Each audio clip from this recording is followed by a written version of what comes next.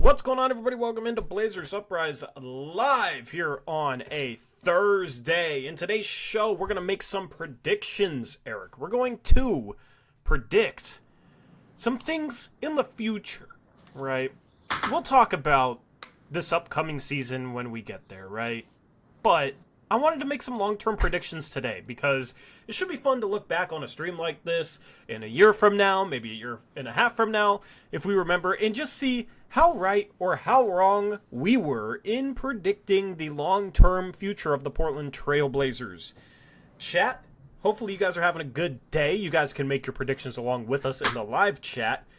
And I am really looking forward to getting into some things here. Eric, how's your day going? Oh, not too bad. How about you? It's going good. It's going good. Going well, man. Chat, hopefully you guys are having a good day. Let me know where you're tuning in from in the live chat, where you're at out there in the world. Leave your comment in that live chat. Really looking forward to talking about a few things we got lined up there on the left. Of course, we may make a couple other predictions. Maybe you guys can suggest them in the live chat. We got most improved player next season. We got the first vet traded. Statistical leaders next season. We'll go through that. I also want to know what place will the Blazers finish in the lottery race as they try to capture the flag. Everybody's doing win total predictions. Are they going to win more or less than their Vegas win total predictions? Of course, we'll talk about that when we have BetUS back as a sponsor next week. But right now, we're going to talk about odds, lottery odds, because I think that's a little bit more fun, a little more interesting. We'll also talk about who we think is going to be the starters, not this opening day in 2025, next opening day, Eric. Just thought this would be a fun little stream because honestly, there's not too much to talk about in the world of the Portland Trail Blazers right now. They had a busy first day of the draft and literally haven't done anything since, other than pad Jody's pockets and pad their second round pick total, which, you know, they got 3 future seconds for the 34th pick, Eric. So that means 3 more opportunities for Jody to pad her pockets. But maybe she'll sell the team by then. Who knows? Anyway, shout out to... do you want to read off your own member message? No, you do it. Shout out to the one, the only Eric Brandt, member for 2 months. Both memberships gifted to him. This last one was gifted by who? Alvaro? No, it wasn't Alvaro. Somebody else. It was, but... Man, I feel bad for forgetting who gifted memberships, but shout out to the people that gift memberships. You guys mean a lot to us. Eric's chat says, hello, everyone in chat. Thanks for joining us today. It said I could leave a member message. I've never done that before. So. Yeah, pretty cool. I guess the Blazers news we have to talk about was, AJ Poseidon dropped 1 of 2 nuggets for the Blazers. They got sued for copyright music on their Twitter posts. So, good job, Blazers Twitter, getting sued for copyrighted music.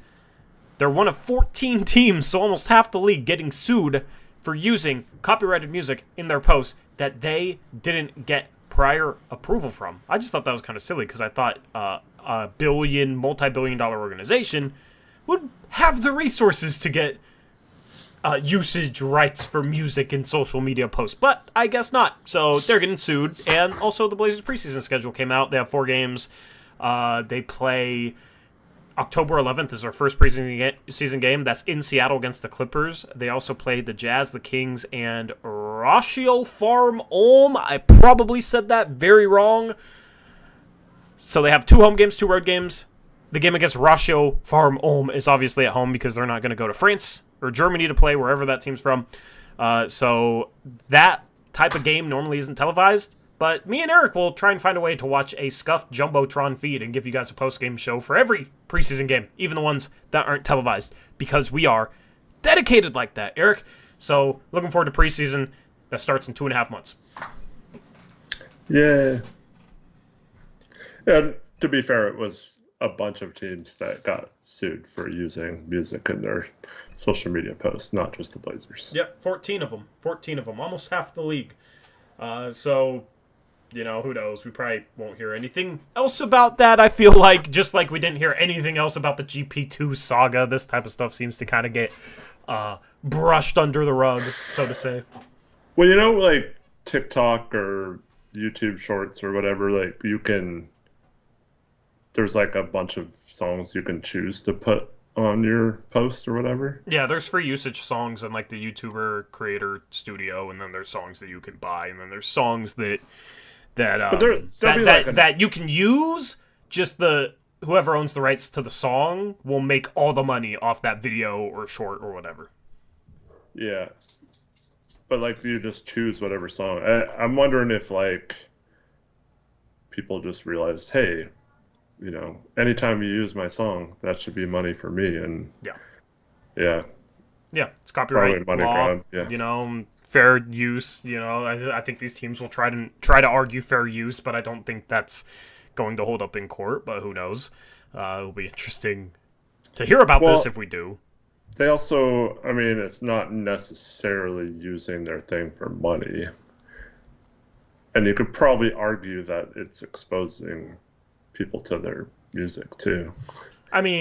But these Twitter accounts have blue check marks, right? So they now you get paid ones, for. I don't think they get paid. I don't think like the Blazers get paid for tweets. I'm not sure because Elon's Twitter. So one thing he did do that made a little bit of sense was allow people to get paid for posting. But also that kind of ruined the platform because now people just engagement farm.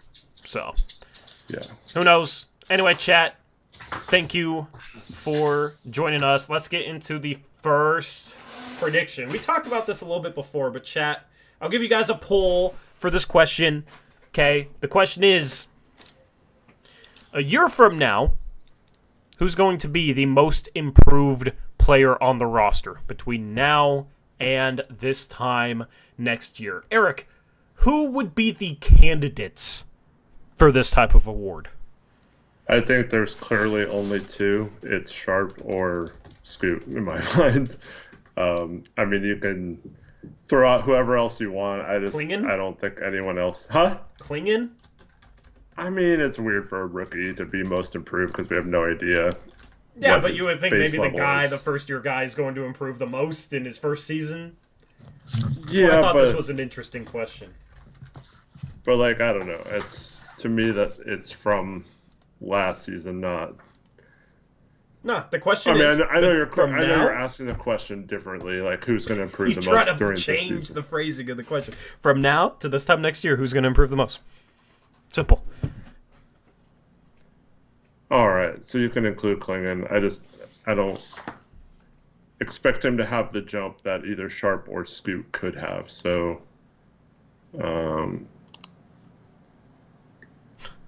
oh my god, dude! I love asking a question that people chat. Rookies can't be most improved. This is not for NBA awards, Thomas. This is for the Blazers. Who on the roster is going to improve the most between now and this time next year? It just the hard part about rookies, though, like I said, you don't know what they're starting with. We saw Summer League, but we don't know how good Klingon's going to be right away. You know what I mean? Yeah, can always count on the over-analyzation of questions. I would still go Scoot. I think the argument you could make is like Scoot and Sharp have more potential, so therefore you would expect them to improve the most in the next year. I have a feeling like we kind of know what Donovan Klingon is right now. And I think you've seen Scoot and Sharp improve a ton during their rookie years. So like this time last year, who improved most between this time last year and now? I'd probably say Scoot, even though he was a rookie. So that was kind of the thought behind the question. I see 51% of the vote in chat saying Shaedon Sharp. It's now up to 55%. 37, 38% of people are saying Scoot. I think it's clearly Scoot because I think Scoot was like consistently bad last season. Shaedon Sharp was inconsistently good, if that makes sense. Shaedon Sharp had really bright flashes. I said he just needs to be more consistent. Is consistency necessarily improvement? I don't know. But I think Scoot is going to take a massive leap going from like consistently bad to consistently somewhat impactful next season. There's so many areas for him to improve. It almost lends it himself to improving a ton, just because there was a lot of things that he struggled with last year, and we started to see that improvement. And I think the offseason of development, continued work on that shot is just going to open up his game more. And then hopefully he'll be a little better defensively as well. So I'm going Scoot Henderson. Who would you answer, Eric? I'm going to say Shaden Sharp, and the reason might surprise you a little bit. I think Scoot, if he's going to show improvement, will show it right away. So if we're talking about who improves the most, like throughout the season, I think Scoot's going to be better from the jump and not show as much growth during the season. I think all his growth will be shown right away, whereas I still think Sharp has a lot to learn in terms of playing off ball, learning when to pick his spots, all that kind of stuff, which I think he can improve during the season a little more. Yeah, so it's more so like Scoot's already made his improvements. Well, I just think like Scoot hopefully has been putting in the work, like from everything we've heard, he has been. So like hopefully he's just like picks up where he left off last summer. Whereas I think the core injury for Sharp probably affected him, hopefully. Hopefully that's cleaned up and he can get back to being healthy again and then show why we were so excited about him at the end of the previous season. Yep, 100%. Okay, next question. This one a little bit more straightforward. Shaden Sharp wins this poll, but it got close, Eric. It got close there at the end. We had some Scoot votes come in very, very quickly, and some Klingon votes. Klingon up to 9 to 11%. Sharp at 46, Scoot at 43. So interesting poll there. The next question is going to be, who is the first veteran traded? Okay, and I'll put forth the candidates for this. Okay, this would apply to Anthony Simons, Jeremy Grant, DeAndre Ayton, Robert Williams III, and Matisse Thybulle. Now, I'll make a poll for that. I don't know. I think I'll include everyone but Ayton because I think it's pretty clear Ayton's coming back. But also, I don't think there's going to be a trade. So this one's tough for me, Eric, because I don't think there's going to be a trade between now and the start of the regular season. So it's more so like who gets traded next season? Who gets traded at next year's deadline for me? Now, of course, if you believe somebody's going to get traded between now or then that would be the winner of this vote. But chat, list the name of the person you don't want me to include in this poll because we have 5 candidates and only 4 poll options.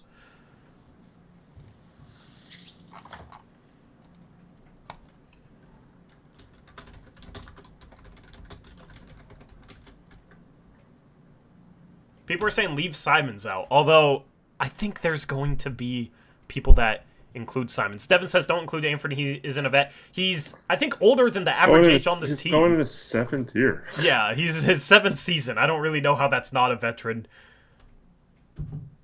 He was here when we made the freaking Western Conference Finals. So, to me, he is definitely a vet.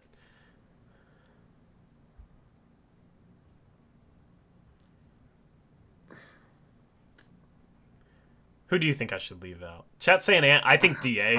I think we should leave out Ayton. I just think it's unlikely that he'll be traded, so. Yeah. Alrighty. We'll do Anthony Simons. Because I think there's people out there that maybe aren't typing in chat that would vote Anthony Simons. Those Anthony Simons haters out there. Although, I'm assuming they're being quiet right now, which maybe is the wrong assumption. So, who knows? But you kind of got making excuses. Yeah, you kind of got 2 big names here and then 2 lesser names. So the trade packages would look completely different for these guys. So I think it's an interesting poll. You got Simons, Thybulle, Robert Williams, and Jeremy Grant. I wish I could add a 5th poll option that would make this easy. And this isn't who you want to trade. It's who you think will be the first one traded by the Blazers, not you. Exactly. You are making predictions.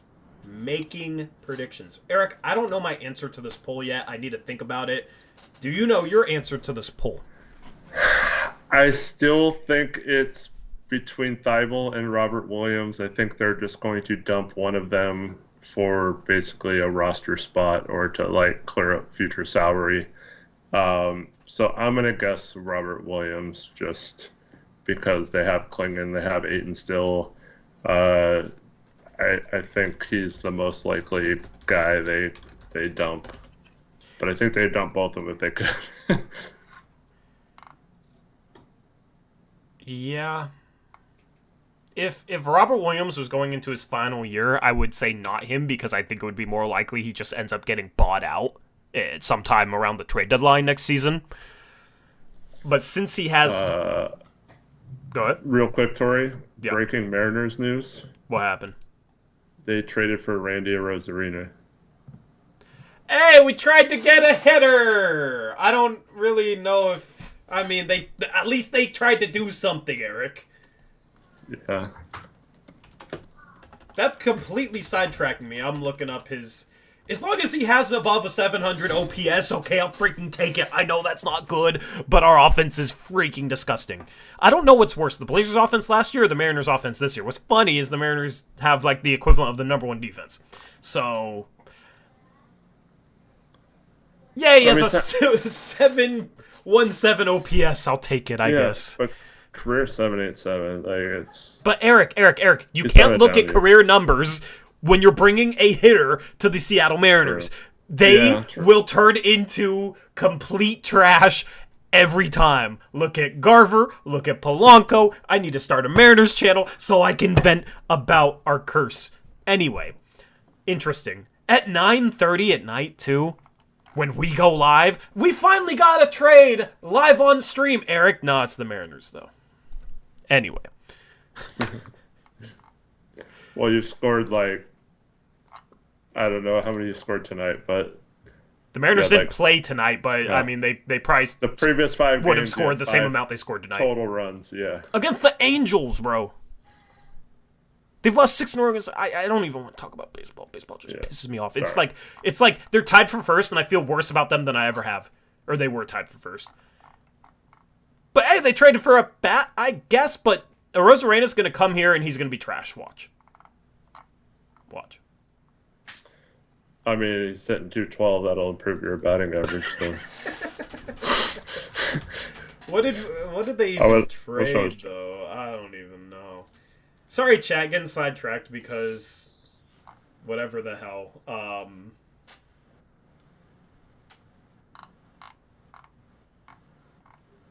That's wild. Okay. Chat thinks Robert Williams III.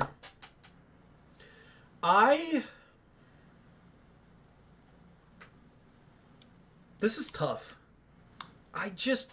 My gut feeling says it's not going to be Robert Williams III. Mm-hmm. But it also makes the most sense. And should be hypothetically the easiest. Like, logically, I have to go Robert Williams. My gut...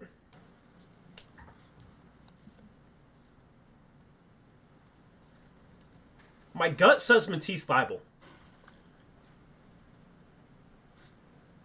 Playing the fence. No, I'll pick one. Trust me, I always pick one. I don't play the fence like some people. But like here's where I'm caught. Okay, Matisse Thybulle, I think you might be able to actually get something for him. You might be able to get a second or two.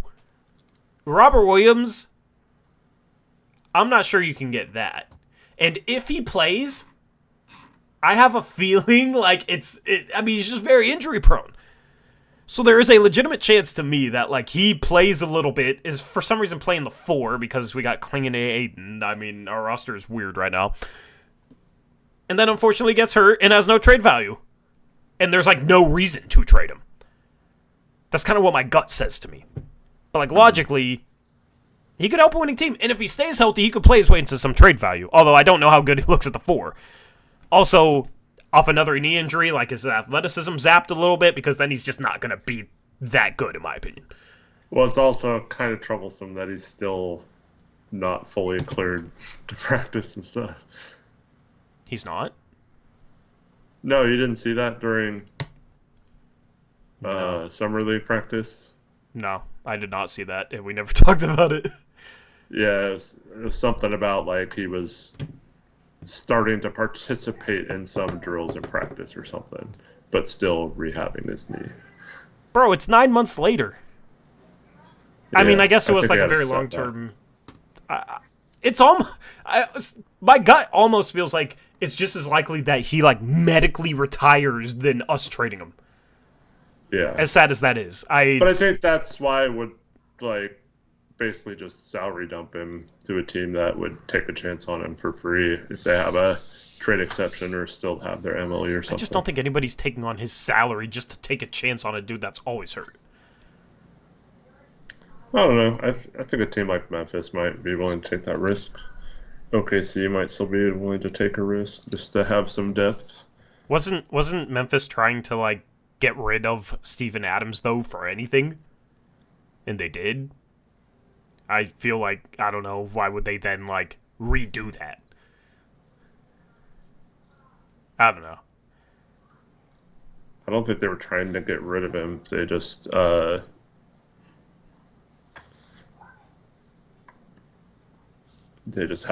they got offered like 3 seconds for him. It's tough with them because like they got Edey, they got Jaren Jackson Jr. He can slide up to the 5, his rebounding his ass, but whatever. Yeah, they could use like another big. I think Santi Aldama is underrated. He's like a good offensive option, but they need offense more than they need defense. And they went and got a big man that's gonna play for them. They spent a 9th overall pick on. So it's like tough to think of destinations. Yeah, Memphis does make some sense, I think, but ultimately, you know what's funny is like I had a trade idea of them trading back from like 9 to 14 to get Robert Williams and then take Khalil Ware. Instead, they stay at 9 and get Edey. You know, they didn't have the option, of course, of moving down with Portland. But a lot of people were like, oh, why would Memphis do that? Why would Memphis do that? Honestly, I'd rather have Khalil Ware right now than Zach Edey with how Khalil Ware looked like in Summer League. And I think I had Khalil Ware a little higher on my big board, too. I forget. So, who knows? Who knows with Memphis? I will go Robert Williams III just because I think it makes the most sense. But I don't feel good about it. I have no idea. It's going to be interesting to see who is the first veteran traded. Chat goes 35% Rob Will, 33% Grant, 23% Thibault, 9% Anthony Simons. So they have more people think Grant is going to get traded than, more people think Grant's going to get traded first than they do Matisse Thibault. Do you agree with that, Eric? Grant over Matisse Thybulle. Well, it's tough because I think one of Matisse and Robert Williams will get traded first, and then Grant has a chance of going over the second one, but I don't think he has. I don't think he's going before one of those other two go. But it could. He could. Interesting. But yeah, I don't know. Interesting. This next category, we're not going to be able to do chat polls for. You just can type your answer in chat. We're going to talk about statistical leaders. Some of these will be easy. Some of these will be more difficult, okay? And I'm just going to go to Basketball Reference. I'm just going to go down the line, okay? We're going to do, like, points per game, etc. But then also we're going to look at, like, efficiency, that sort of thing. Why am I trying to search Anthony Simons on Baseball Reference? That doesn't make any sense. I still have a Rose Arena up. Well, I have Rays get minor leaguers outfielder Aiden Smith and right-hand pitcher Brody Hopkins. I don't know. I haven't heard of either of them. Good trade. And a player to be named later. That's always so weird. I don't understand the player to be named later stuff. Well, it's hardly ever anyone good, but yeah. I'm assuming one of those two have to be a pretty good prospect, right? I mean, Rosarena hasn't been good this year. He's been okay. And what's his contract?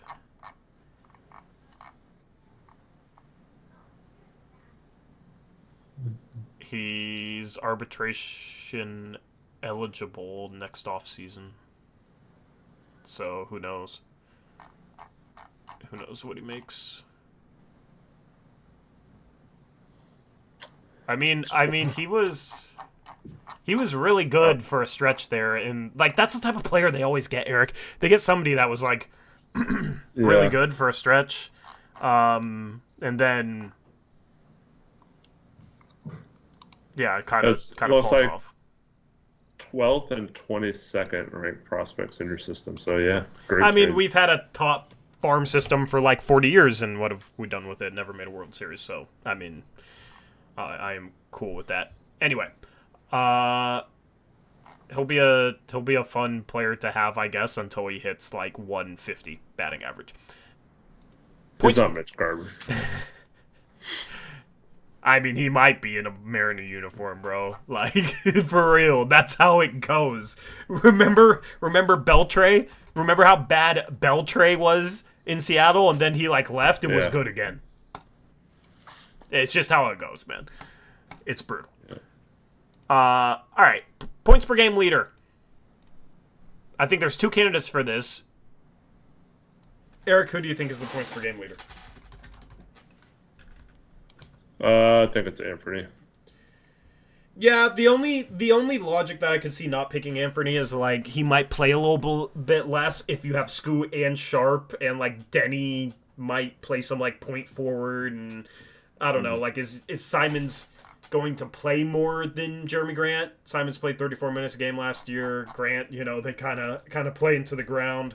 For reference, Anthony Simons 22.6 points per game last year. Grant was 21.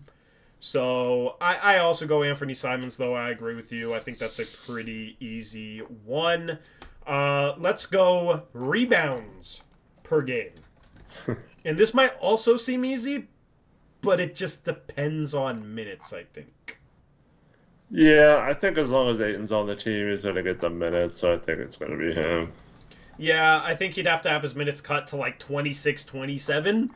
I still think he gets more rebounds than... Yeah, I mean, like, who else do you really have as a contender there? Maybe Avdia?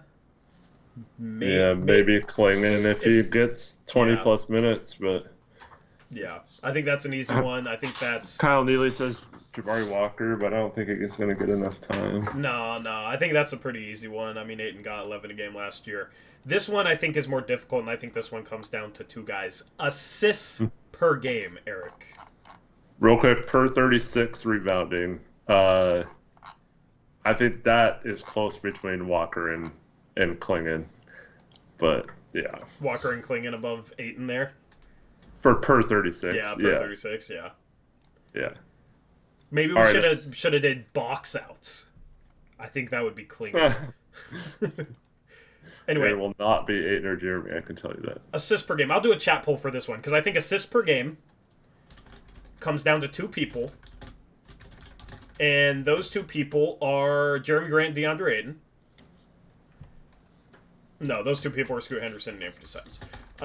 So I'm going to do a chat poll. Assists per game leader, Scoot Henderson or Anthony Simons? I think per 36, Scoot will get the edge there. But if Anthony plays more, that's where this becomes a debate, Eric, because for reference, last year, Scoot Henderson played 28 minutes a game and averaged 5.4 assists.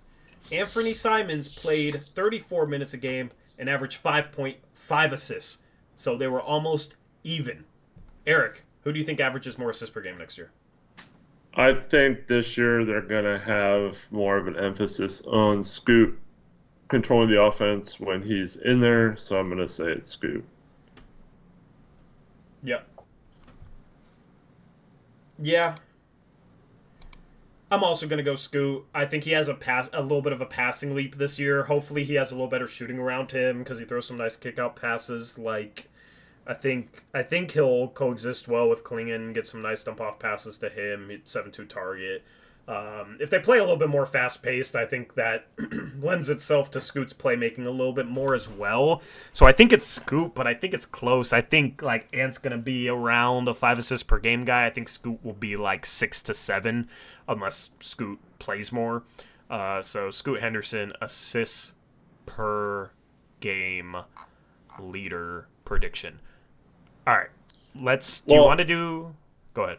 I just want to say something. So I keep seeing this. It's not just Landon, but Scoot was averaging 3.5 off the bench, though, and he's not starting, so I don't see how it's him. One, I don't know that that's true that he's not starting. I mean, I think he might start. But I don't know. Can we dispel this for now? I mean, I think obviously he played better at the end of the season than he did at the beginning of the season, right? Yeah. And he started those games at the end of the season. He started some and was off the bench some earlier in the season, right? It kind of switched back and forth when he had injuries and stuff. He came off the bench for a while. So, like, we don't know for sure if that was him, if he's better as a starter or if he just got better at the season as the season went on and was starting when he started playing better. I don't think it's for sure known that he's better as a starter. Scoot averaged 4.1 assists per game off the bench. Yeah, it's better than 3.5. So. Yeah. 6.6 as a starter. And, of course, he played more minutes as a starter. So his true shooting percentage off the bench was 51%. As a starter, 47.5. Ultimately, I think it just comes down to minutes. But also, it's like... I think his passing was actually pretty dang good for a rookie last year. I think a lot of his turnovers were stuff that wasn't passing related. It was like losing his dribble. It was, passing to a teammate who's starting a cut and he doesn't realize it. It was getting too deep into the lane, trying to go up with a shot, realizing he was stuck and then just like contorting and trying to like make a bailout pass, right? I think a lot of his turnover issues, he has some traveling, some carryings, like all sorts of stuff that weren't necessarily like an indictment upon his actual passing.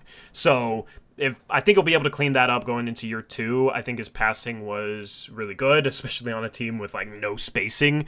So I think next year it's going to look a little bit better. I think the turnovers will get cleaned up a little bit more, and he'll be better at picking his spots and just be a better overall playmaker in general. Just be a little bit more steady with the ball and give his team more confidence to put the ball in his hands more consistently, running the offense compared to some stuff that we saw last year where like he'd play at times next to Ant. Or next to, other players, but wouldn't bring up the ball all the time, especially when he started having some turnover struggles. So I think it's Scoot.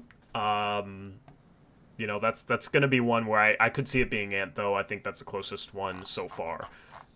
Blocks per game, Eric. This one, I feel like people want to say Klingon, but it comes down to minutes. It just simply comes down to minutes.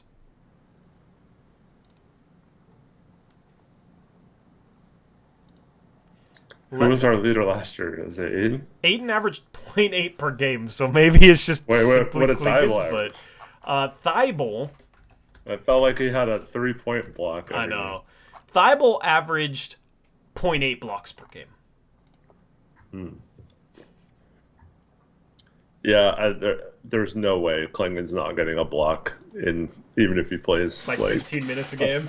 Yeah, so I'm gonna say it pretty easily Klingon. Yeah, I thought Aiden was a little bit better, man. That's really bad. Like I don't analyze defense off blocks, but like Aiden, especially with all the drives we had to the rim, only 0.8 in 32 minutes is just you guys are gonna see a massive difference between Aiden and Klingon, rim protection wise, in my opinion. Like I always thought Aiden's rim protection was a little overrated, so I am also going Klingon. Steals per game, I mean I don't really know. It's like tough to estimate steals. I don't really pay attention to steals, so I don't really have an answer there. But Thibault, if he plays legitimate minutes, I mean it has to be him, right? Yeah, if he's in the rotation. Otherwise, I think Denny could do it. And that's probably the safer pick because he'll actually play. Yeah, I think it's kind of weird because he wasn't good on defense, but Scoot seems to like he'll just randomly have a really nice play where he gets in a passing lane once a game. So like he could. Yeah. I don't know what he averaged last year in terms of steals, but I feel like he got close to one a game as well. So, all right, let's do 3-point percentage. Who are the candidates for this other than Jeremy Grant and Anthony Simons? Do we even have any other candidates for this other than those two? Well, Klingon and Aiton, right, are going to shoot threes. No, Chris Murray. Well, Sharp, I guess. Yeah, I guess shot Sharp. Close to 40% his rookie year, right? He's 36%. What, like most of his rookie year is what I meant. He kind of fell off. I mean, most of that year, Grant was like 48%, remember? Yeah. Banton. I mean, I don't know if there's anyone else to even add to this. Avdia maybe. Yeah, I'll throw in Avdia because he was 37% last year. I think that's close enough. I really think it just comes down to the top two guys in that poll. Eric, what's your answer? I'm gonna say Jeremy just because Anthony, much like Dame, takes a lot of tough threes, so makes his percentage not look as good, but he has high volume, so I'm going to say Jeremy is going to be right around 40%. Anthony's going to be just under that. I actually want to go Anthony Simons because I just have a feeling Jeremy Grant is not going to shoot 40% from three for the third straight season. And if Anthony Simons gets a little easier three-point shot diet, I think he will be at 40%. And I think with Scoot going into year two, Avdia there now, I think Ant is going to get a few more clean catch and shoot looks that'll get him to 40% or so. So I'm actually going to go with Anthony Simons. All right. Meanwhile, chat, 44% say Simons, 21% say Avdia, 18% say Grant, and 18% say Shaden Sharp. Are there any other stats that you want to predict the leader in? Eric? Chat, you can recommend ones as well.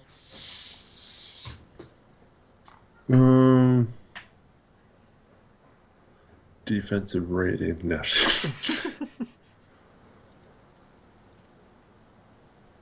Plus, minus? Kyle says Ant just because he's going to shoot the most. What does that have to do with What does that have to do with... Kyle, we get it. You think Ant shoots a lot. We're talking about three-point percentage. What does that have to do with him shooting? It's a three-point made. Yeah.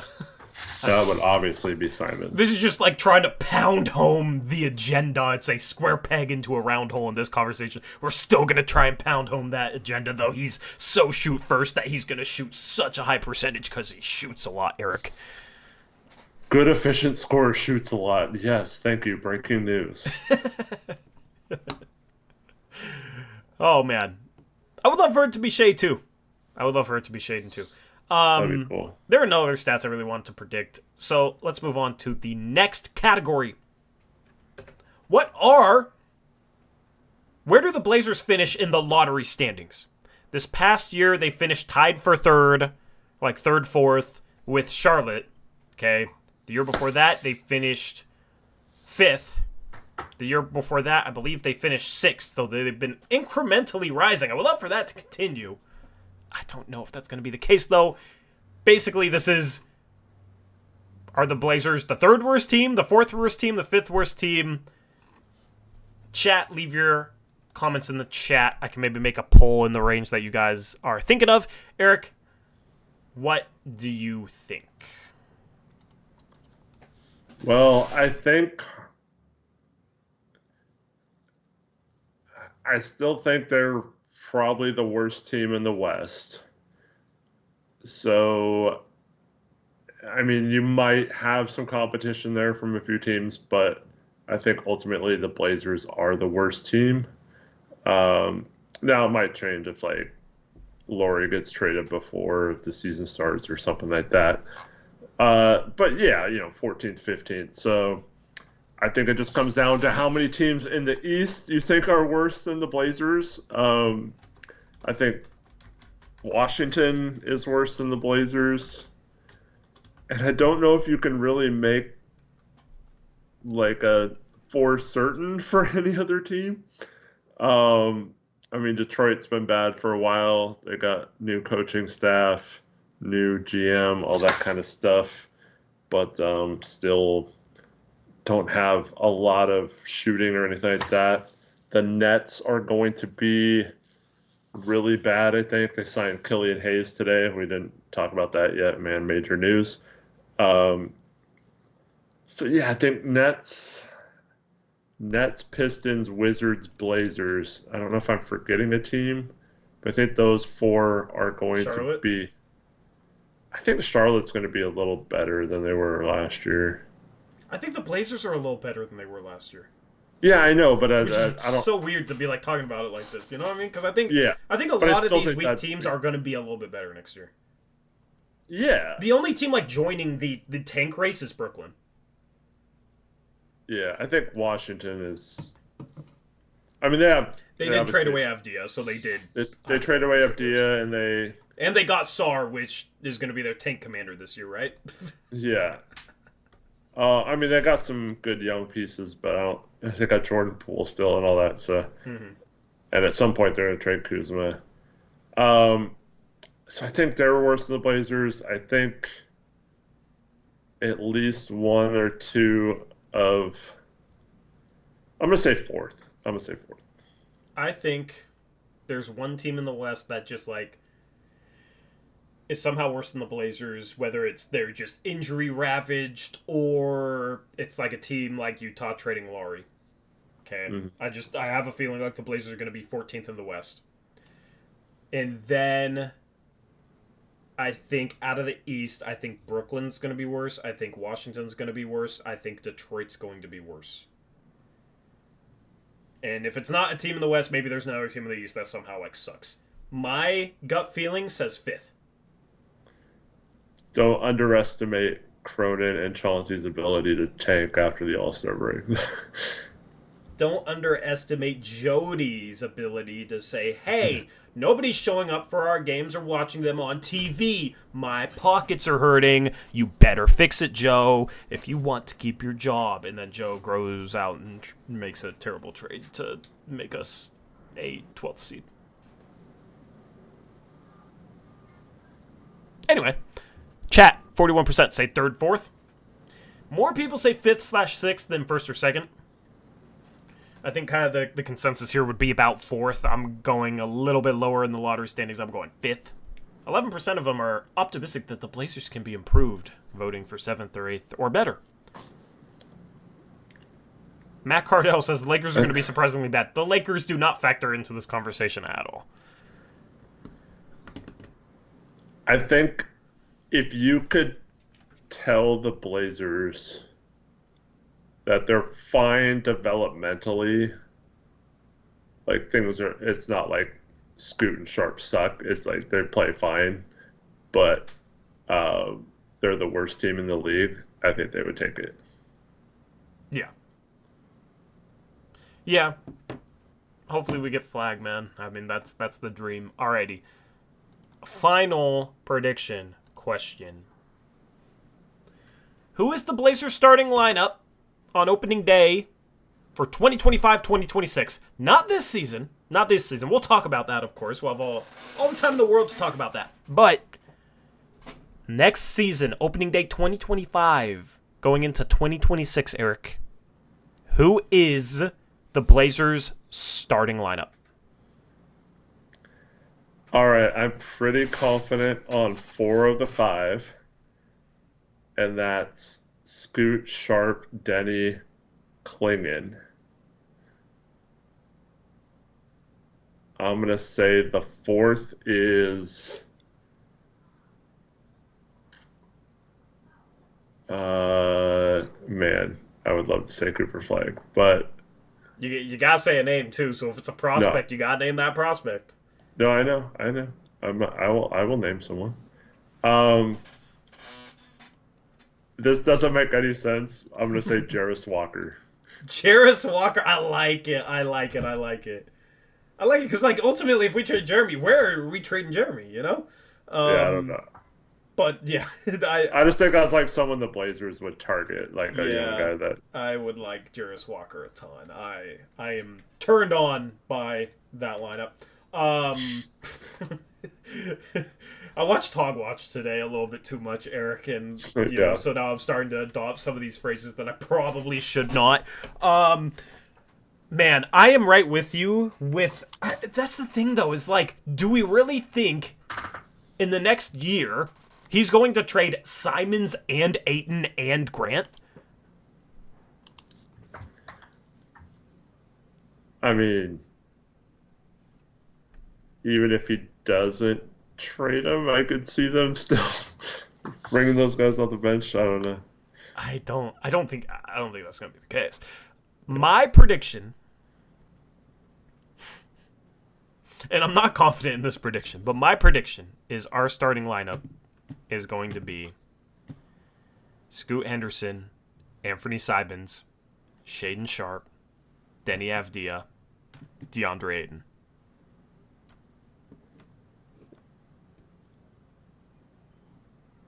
I think they trade Grant and maybe trade Thibault, Rob Will. But I just have a feeling they're still going to have Ayton and Simons, man.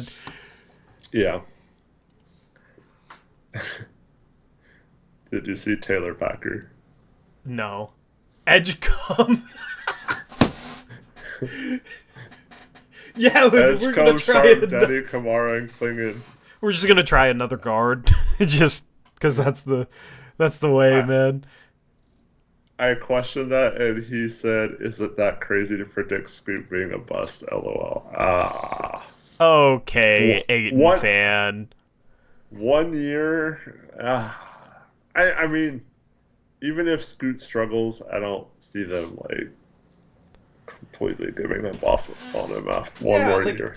There's a legitimate chance to be that Edgecombe is the next Scoot in terms of hype and then struggling in the league.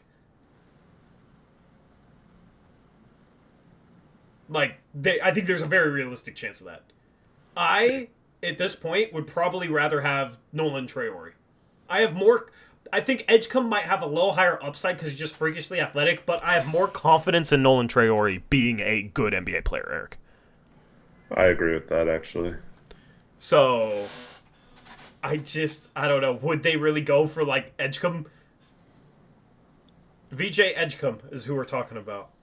Chat, you better freshen up on the 2025 draft because me and Eric are already on it. We haven't brought it to you yet, but we're already on it. Always on it.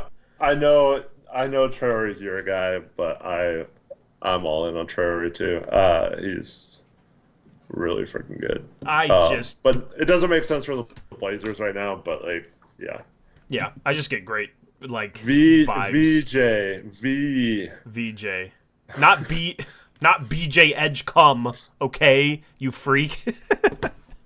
VJ Edgecombe. Don't put an emphasis on the second syllable. With an E. Edgecombe. I don't think they say Edgecombe though. I know. I'm Yeah, just not don't pronouncing it the way you are. Yeah, don't be sus, okay, chat. Calm down. Calm down a little bit.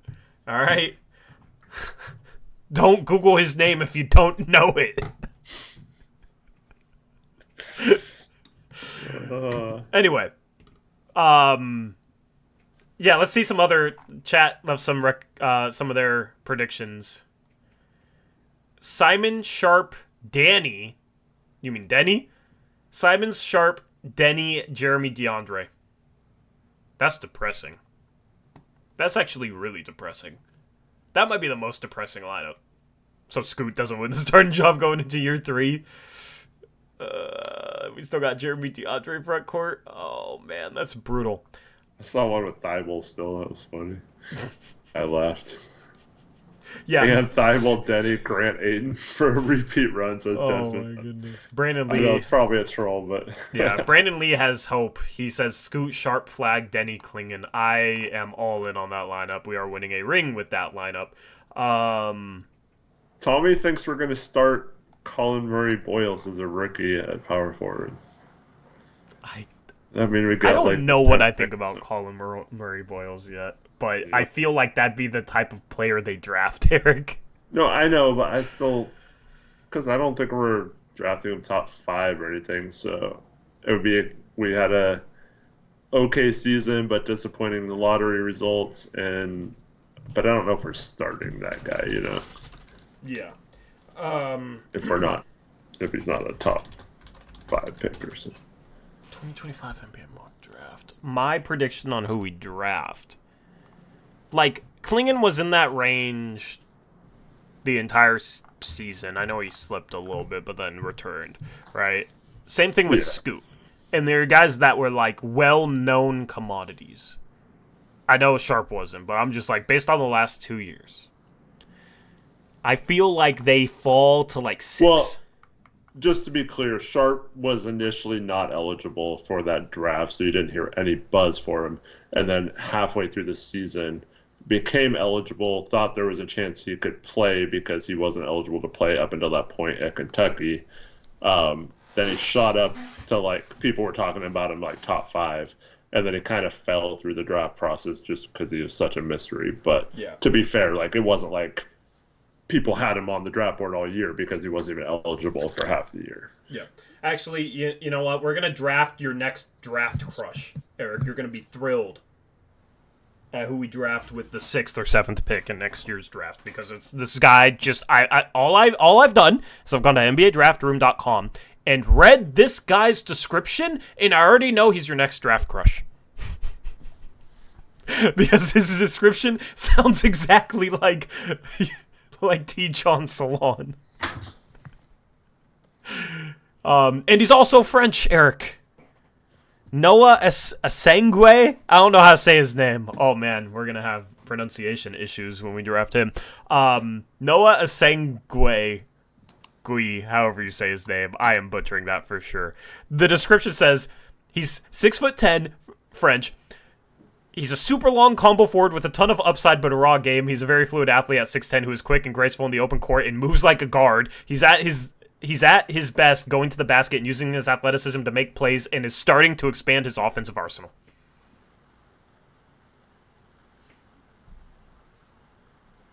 Nice. Man, he has ace 4th. Doesn't that sound like an Eric draft crush, chat?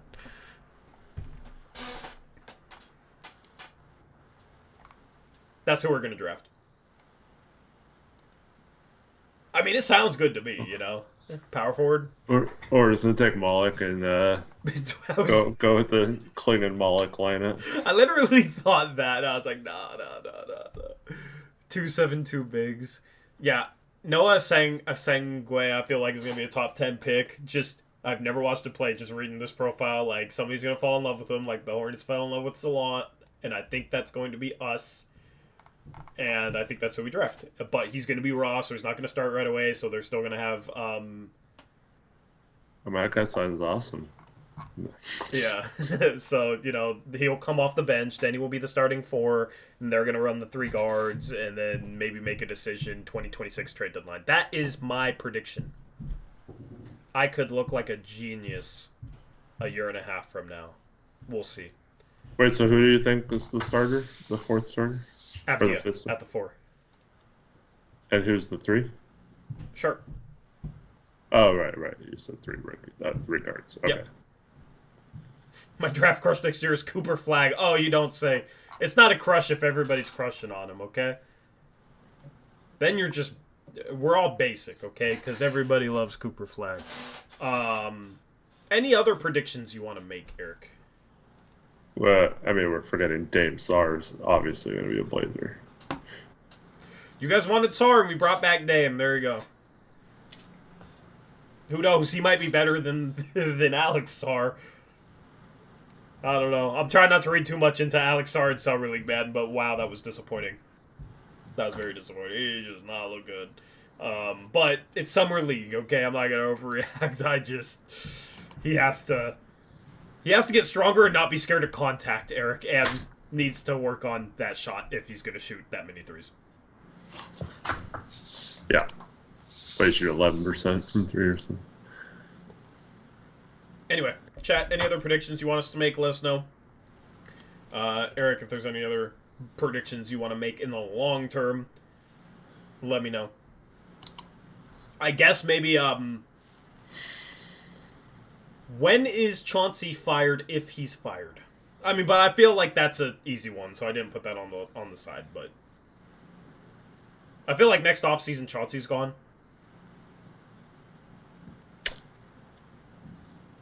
Can I have a bold prediction then? Yeah, I'd love one. Chauncey Billups, by this time next year, will have signed a 3-year extension. So what, we're going to have That's not a joke. That's not a joke. We're going to have this dude for 7 years without him ever proving he can coach? Yeah, pretty much. That's crazy, bro. That's actually crazy. Maybe in year 7 he can prove he can coach, man. I mean, Anthony's going into year 7 and people don't want to call him a vet, so Chauncey still has time. Actually, I think Chauncey's going to leave on his own. I don't think he's going to get fired. Yeah. I think he's going to be sick of the losing, like Anthony. Yeah. Yep. I don't know, man. I think next offseason, though, the Blazers are looking for a new coach. And they probably hire the wrong one, let's be honest. Yeah. They probably just... I mean, that's what everyone's prediction is, that they're just going to hire one of the guys, the assistants they brought in this year. They're going to hire the guy that everybody hates. Bjorkgren, yeah. I think Chauncey leaves is fired before the start of this season. Nah, no way. He has too much chemistry with Scoot. Scoot sends him yeet songs, Eric. Yeah. You listen to Chauncey on Mello's pod. Nope, not a single clip. Hi, Mom. She says, I hope you're wrong, meaning that Chauncey gets extended. Because she is Yeah, I listened to the thing about Yeet and the thing about a Blazer being down 18, posting their dunk at halftime. Eric, chat, do you want me to get mad right now? Do you want me to be animated right now? Chat, let me know if you want me to be animated to end this show. If you want me to be a little triggered. Okay? We'll see what Someone said it was Drew Eubanks, actually. You want to see me be really triggered? Go ahead, Tori. Are you hungry, Tori? Yes, I actually literally am very hungry. So this will be a little easier. Not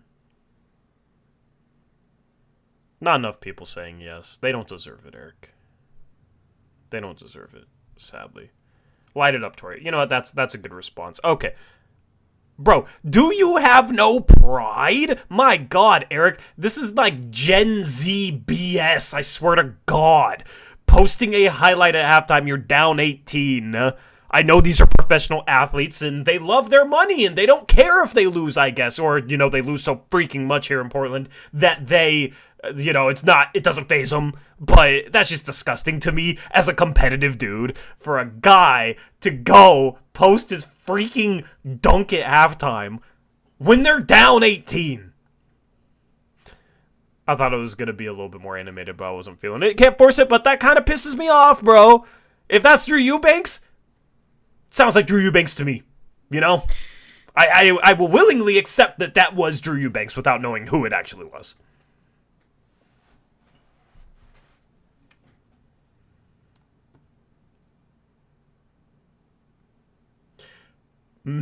Landon says, Melo said on the pod that during his first year in Portland, they were down 15 at half, and the young guys got on their phones at half, and Dame had to tell him to leave them alone. Is that true? Is this a thing, Eric? Or is this just our stupid freaking culture? There ain't no way they do that in Miami. Wait, question for you. You're at your little rec game. It's halftime. Do you have a halftime? Yeah. You don't. There was almost a fight at halftime in my rec league today, bro. You don't check your phone real quick at halftime? No. Honestly, I'm like, rec league is like where I can actually like not think about my phone and escape my phone. So, but. I mean, I'm not saying it's okay. I'm just saying that doesn't surprise me at all, though. So, I thought it wasn't even allowed to post on social media at halftime. Yeah, I don't know. There was something about that a few years ago. I don't know if they relented on that or not. Bro, I mean, but this is like that was under Terry Stotts. The Melo stuff, yeah. This is what I talk about by we don't got no culture. Our culture is not, we play hard, we work hard, we care, we're competitive, we're the team nobody wants to play. Yeah, we're the team that nobody wants to play. oh, we're down 15 at halftime, time to go look at some Instagram baddies on Instagram and, slide into a few DMs and just see where I can get. That's what I care about when my team is down 15 at half. The organization hasn't cared about winning in years. Why should the players? You got to care about winning in the long run, and if you got young dudes, you got to set the standard. You got to set some sort of standard. But they're literally trying to lose every game, for most of the last 3 seasons. Bro, but, you ain't got to let the players know that. They can probably figure it out. It's just this is your opportunity. Take it, be competitive, hold yourself to a high standard. If you don't hold yourself to a high standard, that's not acceptable. Mm-hmm. Even if they're losing a bunch of games. This is your opportunity to make it on the stage you've supposedly, been working your whole life towards. Why do you need to be on your phone for 10 minutes at halftime? It's just backwards. It's just twisted me. I sound like a freaking old head, but what the hell are we talking about? I don't care if they're 0-82. Yeah, if you're getting punked at halftime, go sit in freaking silence. Put everybody in a corner, Eric. For all I care. So you'd wait till after the game if you got called up to the NBA on a 10-day and you had a sweet dunk, you would wait till after the game to post it? I would wait till after the game to post it, yes. Nice. Yes, nice. And I do what all the players do and go into the stands after the game with all the, nicely dressed girls hanging around in the lower bowl after the game. I've seen that before. So, that's... No, you wouldn't do that, Tori. You have, I wouldn't be an NBA player. This is all hypothetical, Eric. This is all hypothetical. And maybe... Never mind. Anyway. All I'm saying is... Because this is where, it doesn't make... The whole tanking thing is stupid, but, if you're trying to lose games, if Chauncey has a directive not to win games, but he's telling you to be all serious and stuff, you gotta have this culture to win. I'd be like, bitch, we're 4-85 the last 3 years after the All-Star break. I'm not freaking. I don't. You don't gotta preach culture though. You just gotta make a rule no phones at halftime. Simple. That should be a rule, no matter what. It should be, but the fact that that's not that wasn't a rule apparently under Stotts. Those were teams that had playoff aspirations. Those were teams that weren't trying to lose after the trade deadline. Mm-hmm. That was a team. That was a team coming off a freaking Western Conference Finals. I don't think Chauncey had a problem with anyone being on their phones. I think it was that. Well, I'm talking about the Melo quote about when in his first year. What I'm saying is I don't even think Chauncey has the rule no phones or anything. I think he was just mad that someone's posting a highlight of a game that they're down, and Hey, we're losing. I had a sick dunk though. I mean, my God, triggered. Anyway. Drew Eubanks to that Statue of Liberty dunk. I'm hangry. I'm hungry. Anything else, Eric? Just appreciate everyone for hanging out tonight. If you're watching this back later, make sure you leave your predictions in the chat or in the comments so we have them all to look back on. Let us know what you thought of our horrible predictions. And, yeah. Have a good night. We'll be back on Monday unless there's a trade. I'm done saying that. We ain't doing shit. Anyway, appreciate you guys hanging out with us. Thank you to Eric for the member message. And leave a like on your way out. We're at 39 likes, man. We have over 500 views on the live stream. 39 likes. Why do you guys make me beg for likes? It's not very nice. I don't want to beg you to hit the like button. It's the easiest way to support the channel. And we can't even hit the like button. Anyway, now I'm just begging for sympathy likes. But, I gotta do what I gotta do. Alright, before we go though, I gotta know what's Tori, what are you doing this weekend? What's everyone else doing this weekend? Anyone doing anything noteworthy or fun or anything like that? Just It's the middle of summer. What are you guys doing? I'm gonna go breathe some oxygen. Are you gonna touch some grass? Yeah, maybe touch some grass. Nice. Right? Hang around some plants because they emit oxygen that I can Nice. breathe. Connor, we might.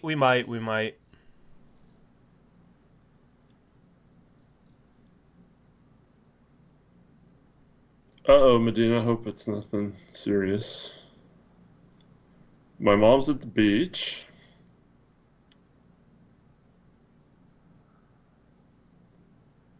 You gonna do a 100-mile bike ride in this heat, West?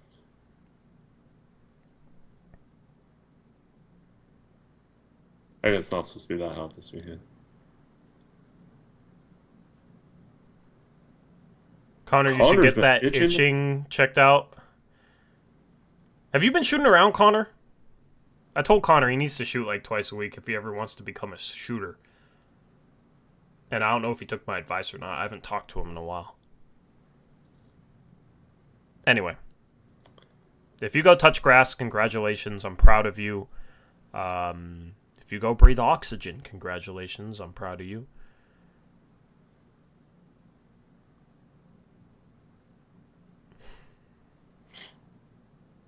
With that being said, we're out of here because we got chat hitting us with the misinformation. Dro. Quick thoughts on Mariners trade? I actually reacted to it live, Crushables. Yeah, go back to like 15 minutes into the stream. Is that 10 to 15 minutes?